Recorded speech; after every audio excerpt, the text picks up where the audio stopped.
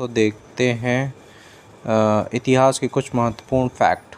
United nation के 8वें महासचिव वान की मून और फर्स्ट सेक्रेटरी जनरल त्रिगवेली लाए थे 1951 में।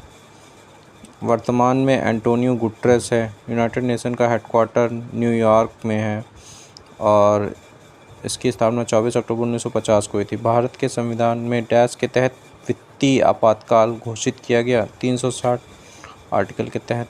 फाइनेंशियल इमरजेंसी 3 प्रकार की इमरजेंसी लगती है हमारी, 352, 356 और 360। 352 राष्ट्रीय आपातकाल होती है, national emergency.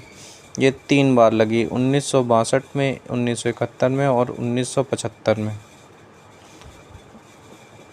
Article 360 government of India act 1935 के अंतर्गत आता है। राष्ट्रपति शासन आर्टिकल 356 के तहत आता है। राष्ट्रपति शासन सबसे ज़्यादा बार मणिपुर में लगा और पंजाब पहला राज्य था। मैक्सिमम बेंच गुवाहाटी में है। भारत के किस राज्य में सर्वप्रथम पंचायती राज संस्था की स्थापना की गई? राजस्थान में। 11वीं अनुसूची आर्टिकल 243 से 243 ओ के अंतर्गत आता है। भाग 9 73वें संविधान संशोधन 1992 में पंचायती राज के द्वारा पंचायती राज को जोड़ा गया 24 अप्रैल 1992 में, इसलिए 24 अप्रैल को पंचायती राज दिवस के रूप में भी मनाया जाता है।